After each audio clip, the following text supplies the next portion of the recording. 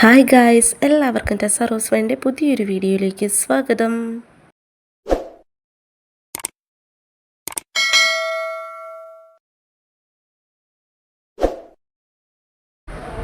കർക്കിടകമെത്തി, പത്തിലക്കറി കൂട്ടാം. ശരീരത്തിന് ഊർജ്ജസ്വലതയും ബലവും രോഗപ്രതിരോധ ശേഷിയും ആർജിക്കാൻ ഏറ്റവും നല്ല കാലമാണ് കർക്കിടകമെന്ന് ആയുർവേദം പറയുന്നു.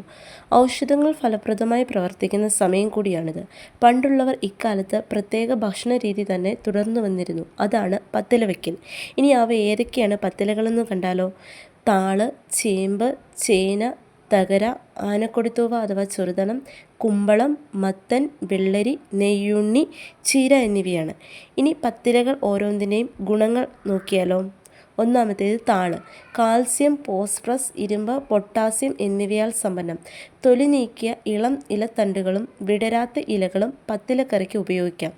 നുറുക്കി പുളിവെള്ളത്തിൽ തിളപ്പിച്ചോ രാത്രി മുഴുവൻ വെള്ളത്തിലിട്ടോ മഞ്ഞൾപ്പൊടി തൂകി വെച്ചോ ചൊറിച്ചിൽ മാറ്റി വേണം ഉപയോഗിക്കാൻ. ഇനി രണ്ടാമത്തേത് ചേമ്പ്. കാൽസ്യം, ഫോസ്ഫറസ് ധാതുക്കൾ അടങ്ങിയിരിക്കുന്നു. തണ്ടുകളും വിടരാത്ത ഇലകളുമാണ് ചിലയിടങ്ങളിൽ വിടർന്ന ഇലയും കറിയിൽ ഉപയോഗിക്കേണ്ടത്. ഇവയുടെ ഭൂഖണ്ഡത്തിൽ അന്നജം ഏറെയുണ്ടെന്ന് ഓർക്കാം. ഇനി മൂന്നാമത്തേത് ചേന. ധാതുക്കൾ, വൈറ്റമിനുകൾ, പ്രോട്ടീൻ, കാൽസ്യം, ഫോസ്ഫറസ്, ഭക്ഷ്യനാരുകൾ എന്നിവ ഇതിലുണ്ട്. ഭൂഖണ്ഡത്തിലെ ഏക അഗ്രമുകുളത്തിൽ നിന്നുണ്ടാകുന്ന പച്ച നിറമുള്ള ഒറ്റത്തണ്ടും അതിൻ്റെ അറ്റത്ത് വിടർന്നു വരുന്ന തളിരിലയുമാണ് കറി വെക്കേണ്ടത്. ഇനി അടുത്തത് നാലാമത്തേത് തകര. ഔഷധഗുണം ഒട്ടേറെ ദഹനശേഷി കൂട്ടും. അലർജി, ശ്വാസകോശ രോഗങ്ങൾ എന്നിവ നിയന്ത്രിക്കും. അധികം മൂക്കാത്ത ഇലകളാണ് കറിക്കെടുക്കേണ്ടത്. അഞ്ചാമത്തേത് ആനക്കൊടിത്തൂവ അഥവാ ചെറുതണം. ഇരുമ്പ്, പൊട്ടാസ്യം, കാൽസ്യം, മഗ്നീഷ്യം, വൈറ്റമിനുകൾ എന്നിവ അടങ്ങിയിട്ടുണ്ട്. മൂക്കാത്ത ഇലകൾ പറിച്ച് ഗ്ലൗസ് ഇട്ട് കൈകൾ കൊണ്ട് കശക്കി ഇതിലെ രോമങ്ങൾ കുടഞ്ഞു കളഞ്ഞ ശേഷമാണ് ഉപയോഗിക്കേണ്ടത്. ഈ രോമങ്ങളാണ് അസഹ്യമായ ചൊറിച്ചിലുണ്ടാക്കുന്നത്. ആറാമത്തേത് കുമ്പളം.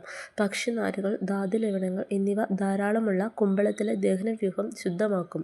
മൂപ്പെത്താത്ത ഇലകൾ പറിച്ചെടുത്ത് കൈപ്പത്തികൾക്കിടയിൽ വെച്ച് തിരുമ്മി ഇലയിലെ രോമങ്ങൾ കുടഞ്ഞു കളഞ്ഞ് കറി വയ്ക്കാം. ഏഴാമത്തേത് മത്തൻ. കാൽസ്യം, ഫോസ്ഫറസ് ധാതുക്കൾ, വൈറ്റമിനുകൾ എന്നിവ അടങ്ങിയിരിക്കുന്ന മത്തനില ദഹനം വേഗത്തിലാക്കും. വാത, കഫ, പിത്ത ദോഷങ്ങൾ നിയന്ത്രിക്കും. എട്ടാമത്തേത് വെള്ളരി. ധാരാളം വൈറ്റമിനുകളും ധാതുലവണങ്ങളും അടങ്ങിയിരിക്കുന്നു. ഇലകളിലെ രോമം കളഞ്ഞ ശേഷം കറി വയ്ക്കാം. ഒൻപതാമത്തേത് നെയ്യുണ്ണി. ശിവലിംഗക്കായ, നെയ്യുണ്ണി എന്നും പേരുകൾ. ദുർമേധസ്, നീര്, പനി, ചുമ എന്നിവ നിയന്ത്രിക്കുന്നു. മൂക്കാത്ത ഇലകൾ കറിക്കെടുക്കാം. പത്താമത്തേത് ചീര. കറി വയ്ക്കേണ്ടത് മൂക്കാത്ത തണ്ടുകളും ഇലകളും. കാൽസ്യം, ഇരുമ്പ്, വൈറ്റമിനുകൾ എന്നിവ ധാരാളം.